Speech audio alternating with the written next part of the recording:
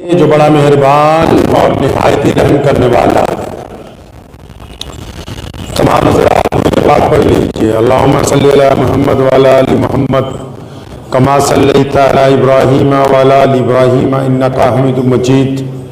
اللہم بارک علی محمد وعلی آل محمد کما بارکت علی ابراہیم وعلی آل ابراہیم انک حمید مجید۔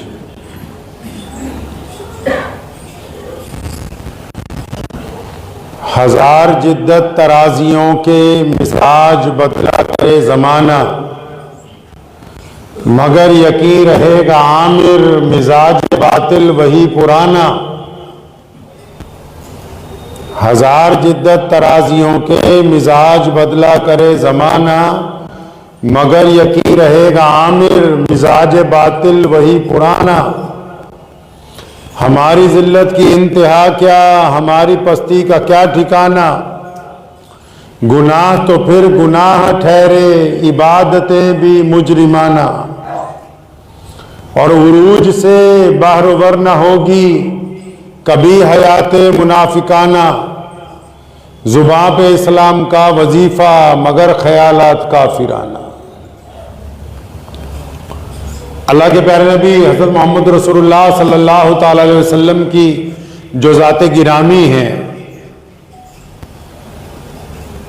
جب دنیا میں تشریف لائے تو آپ علیہ السلام نے کائنات کے سامنے ایک مذہب نہیں بلکہ ایک مکمل زندگی گزارنے کا طریقہ پیش فرمایا ہے۔ اور نبی علیہ السلام نے اس طریقہ زندگی میں عبادات کے ساتھ ساتھ جتنے بھی معاملات ہیں زندگی کے اندر پیش آنے والے، ان سب کی نبی علیہ السلام نے رہنمائی فرمائی۔ آج کل ہمارے ہاں جو درد مند لوگ ہیں، ان کے دل میں ایک سوال بار بار آتا ہے کہ کیا کیا جانا چاہیے قوم کے لیے، ملت کے لیے، ملک کے لیے، معاشرے کے لیے کیا کیا جانا چاہیے۔ خلیفۃ المسلمین میں سے ایک واقعہ مورخین نے لکھا ہے کہ مسلمانوں کے امیر المومنین کسی جنگل میں سے گزر رہے تھے تو ایک گڈریے کو دیکھا جو جانور کو چرا رہا تھا، بہت ساری بھیڑ بکریاں اس کے پاس تھی۔ تو انہوں نے اس کو پیشکش کی کہ تمہارے پاس بہت اچھے جانور ہیں، ایک بھیڑ ہمیں دے دو، ہم ذبح کر کے کھانا تیار کریں گے۔ تو گڈریے نے ان کو کہا کہ جناب یہ بھیڑیں جو ہیں یہ میری نہیں ہیں، ان کا مالک کوئی اور ہے، میں نوکر ہوں، میں خدمت انجام دیتا ہوں۔ تو ان کے ساتھیوں نے انہیں ایک بات کہی گڈریے کو کہ وہ تو بات ٹھیک ہے کہ آپ مالک نہیں ہیں، آپ نوکر ہیں، آپ ایسا کرو ایک بھیڑ ہمیں دے دو، اس کی قیمت ہم سے لے لو۔ تو اس نے کہا کہ مالک نے سامان بیچنے سے منع کیا ہے۔ تو اس نے کہا کہ اگر مالک نے منع بھی کر رکھا ہے تو اسے کیا پتہ لگے گا کہ جنگل میں آپ نے ہم سے سودا کیا ہے؟ کہہ دینا کہ ایک بھیڑ کوئی بھیڑیا اٹھا کے لے گیا، کوئی جانور اٹھا کے لے گیا۔ کہتا ہاں بات تو تمہاری یہ ٹھیک ہے، اکثر جب میں نکلتا ہوں گھر سے، کیونکہ کئی 100 جانوروں کا ریوڑ ہے، تو ایک آدھی بھیڑ، ایک آدھا جانور کبھی کوئی درندہ اٹھا کے لے جاتا ہے اور میں جا کے مالک کو بتاتا ہوں۔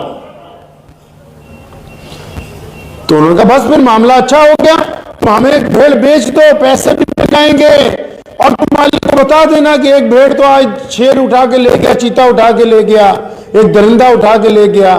تو اس نے کہا ہاں مشورہ تو تمہارا اچھا ہے، لیکن ذرا مجھے ایک بات بتاؤ۔ اس گڈریے کو نہیں پتا کہ وہ امیر المومنین سے بات کر رہا ہے۔ کہنے لگا مشورہ تو تمہارا صحیح ہے۔ اب وہ امیر المومنین بھی اس کا امتحان لینے کے لیے باتیں کر رہے تھے، تو اس نے کہا مشورہ تو تمہارا صحیح ہے، کہ میں ایک بھیڑ آپ کو دے دوں اور آپ اس کو استعمال میں لائیں, پیسے بھی مل جائیں, میں مالکوں کو کہہ دوں کہ بھیڑیا اٹھا کے لے گیا, شیر اٹھا کے لے گیا, درندہ اٹھا کے لے گیا, لیکن کہنے لگا ہے کہ میرے بھائی مجھے اتنی سی بات کا جواب تو دو, کل قیامت کے دن جب میرا رب کے سامنے اس کا مالک پوچھے گا کہ فلاں فلاں میرا جانور کہاں گیا, تو اس وقت یہ والا بھیڑیا کہاں سے لاؤں گا جو اس بھیڑ کو اٹھا کے لے گیا تھا.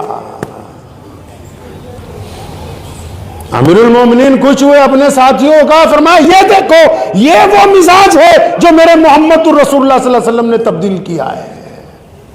یہ مزاج ہے جو محمد رسول اللہ نے انسانوں کا تبدیل کیا.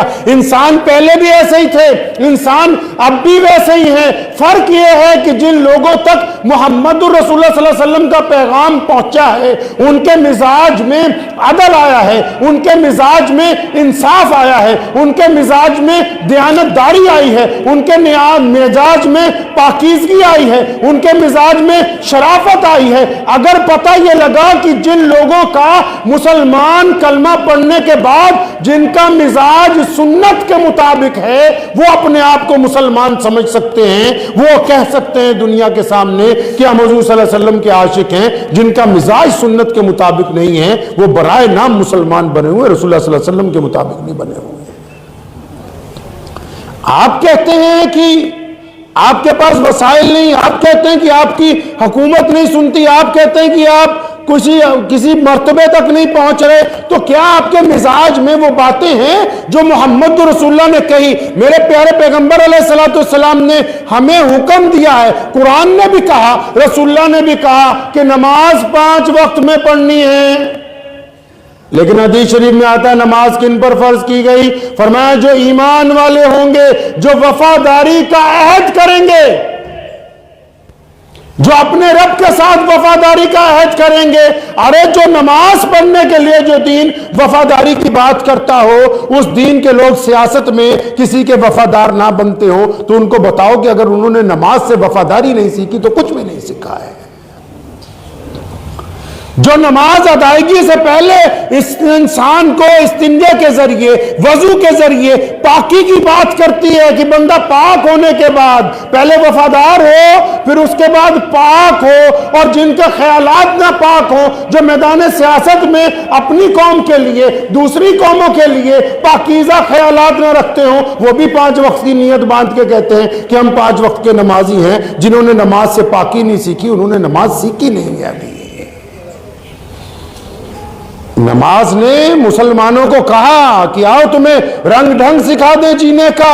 فرمایا رسول اللہ صلی اللہ علیہ وسلم نے حدیث پاک متعدد اٹھا لیجئے کہ امام کی اطاعت کرنی ہے, اور نیت باندھنے والا پیچھے کہہ رہا ہے کہ میں نیت کرتا ہوں نماز فجر کی 2 رکعت پیچھے اس امام کے, یعنی یہ جو آگے میرے کھڑا ہے یہ اگر کھڑا رہے گا تو میں کھڑا رہوں گا, یہ اگر رکوع میں جائے گا تو میں رکوع میں جاؤں گا, یہ اگر سجدہ کرے گا تو میں سجدہ کروں گا, یہ اگر سلام پھیرے گا تو میں سلام پھیروں گا. بتاؤ تو صحیح اس ملک کے مسلمانوں کہ تم نے سیاست میں کس کو اپنا امام بنایا جس کے کہنے کے اوپر تم با ایک وقت کھڑے ہوتے ہو, با ایک وقت بیٹھ جاتے ہو. پتہ لگا نماز سے تم نے صرف عبادت کے رنگ ڈھنگ سیکھے, نماز کے ساتھ عزت کا رنگ ڈھنگ نہیں سیکھا ہے.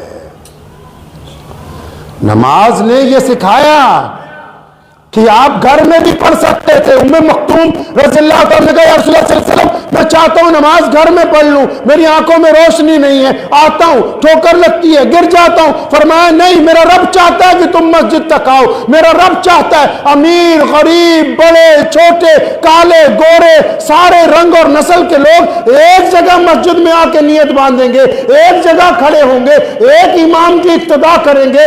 نماز تو گھر میں بھی پڑھی جا سکتی تھی, لیکن جماعت نے اتفاق کا راستہ دکھایا, جماعت نے آپس میں متفق ہونے کا راستہ دکھایا, جماعت نے کندھے سے کندھا مل کے کھڑے ہونے کا راستہ دکھایا. بتاؤ تو صحیح مسلمانوں کہ اس نماز میں تم نے صرف جماعت میں کھڑے ہونے کا رنگ ڈھنگ سیکھا ہے, یا باہر جا کر بھی آپس میں اتفاق کی عنصر تمہارے اندر موجود ہوئے کہ نہیں ہوئے ہیں؟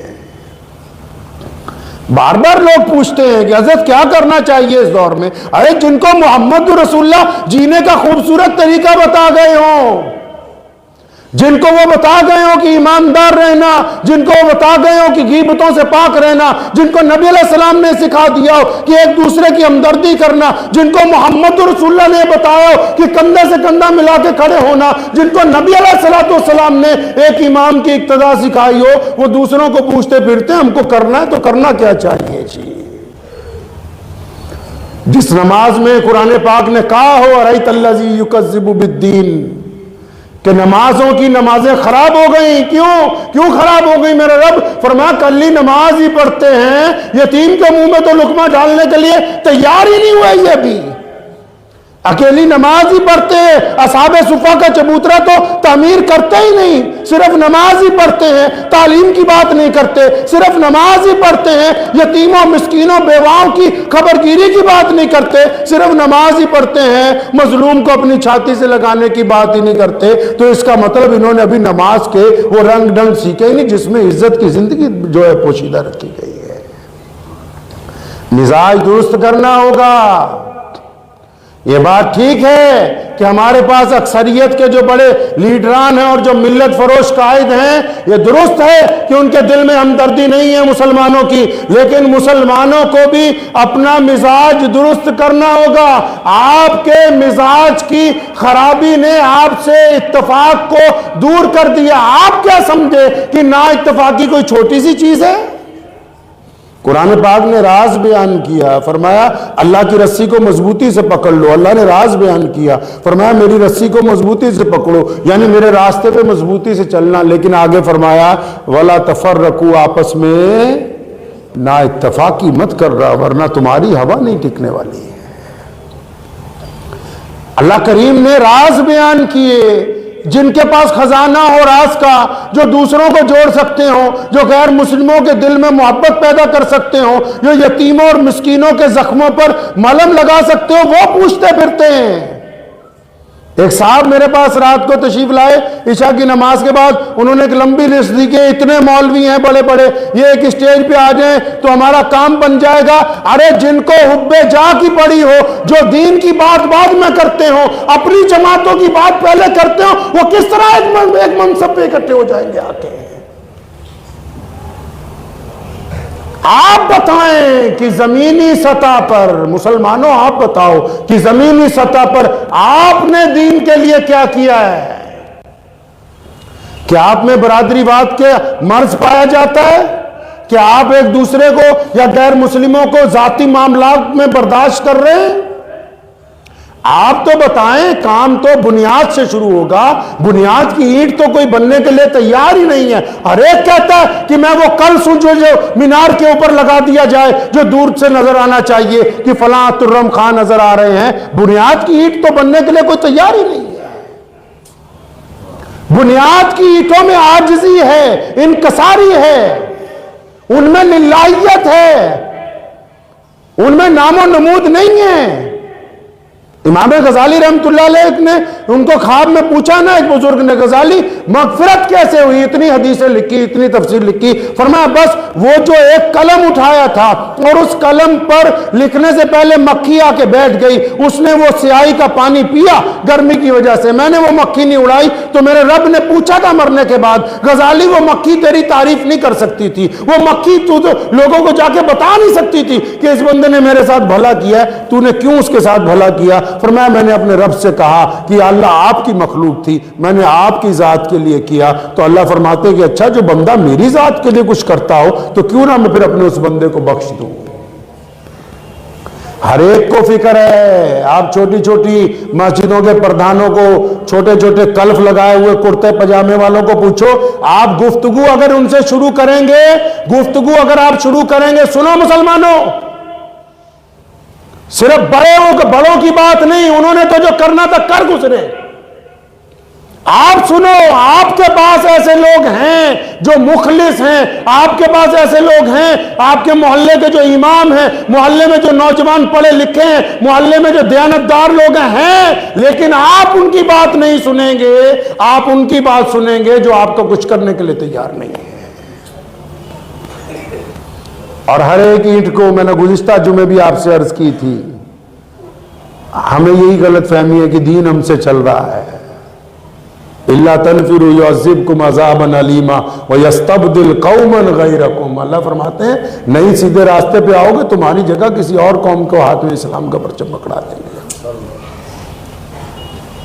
ہر ایک کو غلط فہمی ہے. آپ گفتگو تو کیجئے.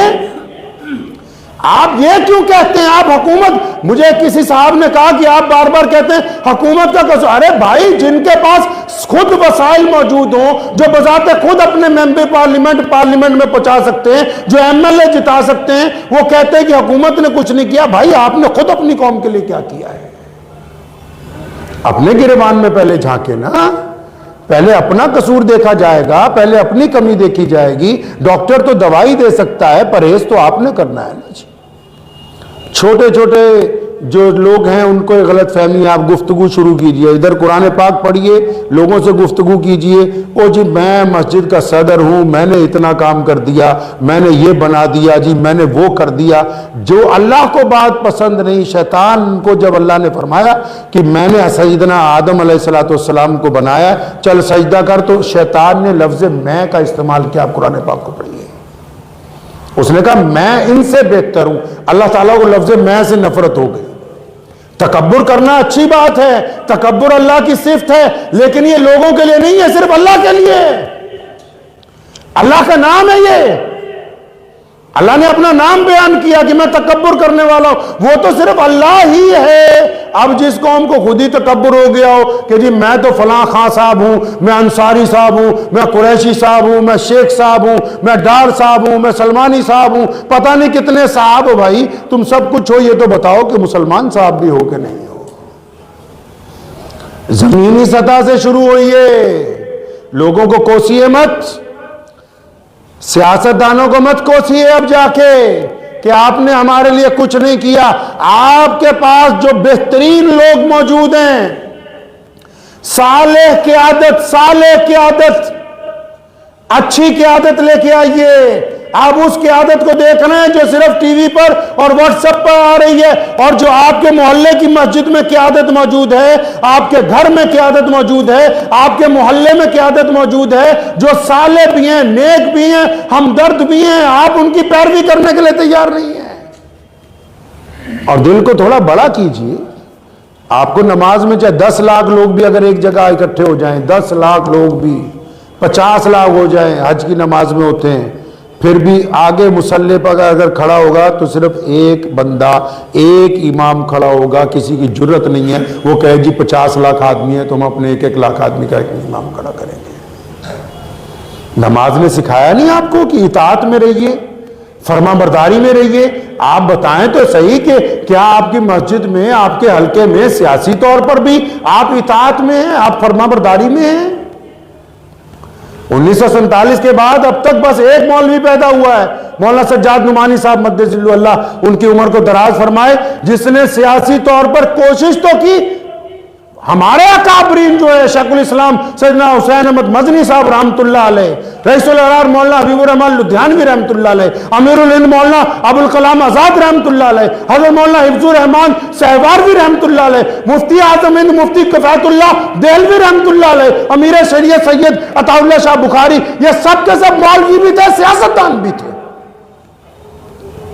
بتاؤ تو صحیح کس سیاست کے میدان میں ان علماء نے قدم پیچھے کھینچا؟ آگے پہلی صف میں, ہمیشہ آگے رہے. گول میز کانفرنس بھی جب ہوئی, جب ویول کانفرنس بھی ہوئی انگریز کے ساتھ, جہاں متعدد لوگ بیٹھے تھے, متعدد سیاسی جماعتوں کے لوگ بیٹھے تھے, وہاں علماء کرام برابر اس اسٹیج کے اوپر, اس میز کے اوپر موجود تھے جو انگریز کے ساتھ بیٹھ کے میٹنگ کی گئی اس ملک کو آزادی کے دلوانے کے لیے. اب ہم کہیں کہ جی ہمارا تو کوئی تعلق ہی نہیں ہے. جو بندہ یہ کہہ دے کہ جی میرا تو دین سے ہی تعلق ہے, سیاست سے کچھ نہیں, وہ محمد رسول اللہ صلی اللہ علیہ وسلم کی سنت کے مطابق چلنے والا نہیں ہے. نبی علیہ الصلوۃ والسلام جو راستہ عطا فرماتے ہیں وہ پیار اور محبت کا, اتفاق اور سلامتی کا. اسلام نام ہی سلامتی کا ہے, اور سلامتی میں تو بس وہی بندہ ہوگا نا جس کا ہر ایک چیز میں ایک مرتبہ ہوگا. جو مرتبہ ہی نہیں ہے تو پھر سلامتی کہاں سے؟ مرتبہ ہونا نہایت ضروری ہے نا. تو آپ میں جو لوگ جو مسلمانوں میں صرف بیٹھے کوس ہی رہے ہیں, ان سے میں اطمینان سے یہ کہنا چاہتا ہوں کہ بھائی خود بھی کچھ 2 قدم آگے بڑھ لیجئے. آپ بھی 2 قدم آگے بڑھیے. ایک پیر برادری واد کی پونچھ پہ رکھیے, ایک پیر نفرت پہ رکھیے, اور پھر محبت کا اعلان کیجئے, صرف اپنوں ساتھ نہیں, غیروں کے ساتھ بھی. بات صلاحیت لوگوں کو تسلیم کیجئے, اپنے اندر مادہ لائیے نماز کی طرح, کہ جس طرح ہم نماز میں اپنے امام کی اقتدا کرتے ہیں, گھر میں ہم اپنے باپ کی اقتدا کریں گے, محلے میں اپنے صدر کی اقتدا کریں گے, حلقے میں اپنے امیر کی اقتدا کریں گے. صلاحیت پیدا کیجئے. یہ جو مزاج ہے آپ کا نکتہ چینی کا, یہ اسلامی شریعت کے مطابق نہیں ہے. حوصلہ افزا نکتہ چینی جو ہوتی ہے وہ ان لوگوں کا کام ہے جو دوسرے کو سیدھے راستے کے اوپر لا سکتے ہیں, لیکن پھر چھوٹی چھوٹی باتوں پر اختلافات پیدا کرنا, چھوٹی چھوٹی باتوں پر مخالفت پیدا کرنا, سیاسی طور پر کسی کو اپنا قائد نہ بنانا, سیاسی طور پر کسی اور کو آگے لے جانے کی کوشش ہی نہ کرنا, اس میں حکومت کا تو کوئی قصور نہیں ہے. ملک کی پارلیمنٹ نے دروازے کھلے رکھے ہیں آپ کے لیے کہ آؤ بھائی, جیت کے آؤ, ہمارے ساتھ بیٹھ کے بات کرو. آپ کہتے ہیں ہم پارلیمنٹ میں تو جائیں گے نہیں, ہم تو باہر بات کریں گے. اس لیے اس ذہن کو بنا لیجئے اپنے اچھی طرح کہ دوسروں کو کوسنا بند کر دیجئے. اور سارے کے سارے, یہ تو سستا نکتہ ہے, یہ تو چھوٹا سا سستا نکتہ ہے جو آج کل کے مقرر ہیں نا, جو شیلے و تقریر کرتے, وہ جی سرکار نے یہ کر دیا, حکومت یہ کر دے گی. کوئی مسجد اس وقت تک اپنی جگہ سے نہیں ہٹ سکتی جب تک آپ سیاسی طور پر مستحکم رہیں گے. دنیا کی کوئی طاقت کسی مسجد کو نہیں ہلا سکتی ہے. آپ سیاسی طور پر مستحکم نہیں ہوں گے, پھر جو مرضی ہوتا رہے. کیوں؟ کیونکہ جتنے بھی فیصلے ہوتے ہیں, جتنے بھی دستور بنتے ہیں, قانون بنتے ہیں, میرے بھائی وہ سڑک کے اوپر نہیں بنتے, وہ ویدھان سبھا میں بنتے, وہ پارلیمنٹ میں بنتے, وہاں جہاں آپ اپنی نمائندگی رکھنے کے لیے تیار ہی نہیں ہے. بتاؤ کس طریقے کے ساتھ آپ کا مسئلہ رکھنے والا ہے. پیارے پیغمبر نبی علیہ الصلوۃ والسلام کو پڑھ لو کبھی. نبی علیہ الصلوۃ والسلام مکے سے ہجرت فرمائی, مدینہ المنورہ پہنچے, پہنچتے ہی نہ مسجد نبوی کی جگہ خریدی, نہ گھر کے لیے کوئی جگہ خریدی, نہ قیام گاہ کی بات ہو رہی ہے. سیدھا ہی پوچھا کہ متعلقہ حکومت کون سی ہے, کہ جی فلاں فلاں یہودی کا بلاؤ, اٹھاؤ بخاری شریف. فرمایا آؤ ہم تمہارے ساتھ بیٹھ کے ایک معاہدہ لکھیں گے کہ کیا حقوق ہونے چاہیے تمہارے بھی اور ہمارے بھی. پڑھیے بخاری شریف کو. جس کے نبی نے, جن لوگوں کے نبی علیہ الصلوۃ والسلام نے جینے کا رنگ دیا ہو, ڈھنگ عطا کیا ہو کہ بھائی اس طرح جینا ہے, وہ قوم کہتی جی ہم نے کرنا کیا. اللہ کے بندے کرنا کیا ہے؟ جو جس دور میں جو چیز سامنے آئے گی وہی استعمال کریں گے نا. اب دور آ گیا ٹیکنالوجی کا, اب دور آ گیا پولیٹیشنز کا, اب دور آ گیا سیاست کا, اب دور آ گیا پارلیمنٹ میں جا کے بات کرنے کا. تو بھیجو اپنے لوگوں کو وہاں تاکہ وہاں بیٹھ کے تمہاری بات کریں. اور صرف یہی باتیں نہ کریں کہ مسجد چاہیے, قبرستان چاہیے. مسجدیں اور قبرستان تو موجود ہیں, ان کے تحفظ کا مسئلہ ہے کہ یونیورسٹیاں چاہیے, کالج چاہیے, روزگار چاہیے, بہترین تعلیم چاہیے, نئے اسلامی ادارے چاہیے, اسکول چاہیے, اچھے کالج چاہیے, انسٹیٹیوٹ چاہیے بڑے بڑے, جہاں نوجوان بیٹے اور بیٹیاں پڑھ کے بہترین روزگار کما سکیں, جہاں وہ اسلام کے نمونے بن کے لوگوں کو یہ دکھا سکیں کہ بہترین ایمان والا کیسا ہوتا ہے. مساجد کے اندر ڈسپینسریاں چاہیے, مسجد کے اندر یتیم خانوں کا قیام چاہیے. کیا نبی علیہ السلام نے اصحاب صفہ کا چبوترا قائم کیا. رسول اللہ صلی اللہ علیہ وسلم سے پوچھا صحابہ نے, یا رسول اللہ صلی اللہ علیہ وسلم یہ کیا ہے؟ فرمایا جو یتیم ہے, مسکین ہے, محتاج ہے, جن کو کوئی پوچھتا نہیں ہے, ہم ان کو یہاں رکھیں گے, خود بعد میں کھائیں گے, ان کو پہلے کھانا کھلایا جائے گا. آپ کی مسجد کا اصحاب صفہ کا چبوترا کہاں ہے؟ نہیں ہے ہمارے پاس.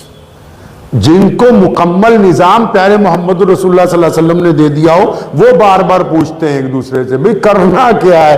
اللہ کے بندے, جس دور میں جو نبی علیہ الصلوۃ والسلام کی سنت کے مطابق اب نماز کا وقت ہوائی جہاز میں ہو جاتا ہے, تو یہ تھوڑی پوچھنے جاتے ہو کہ نماز نیچے اتر کے پڑھیں گے, آپ وہیں پڑھتے ہیں اپنی سیٹ کے اوپر. اب وقت ہے سیاست کے میدان میں آگے آنے کا, اب وقت ہے سیاسی طور پر شعور بیدار کرنے کا, اب وقت ہے سیاسی قائدین کو اپنا ہمنوا بنانے کا.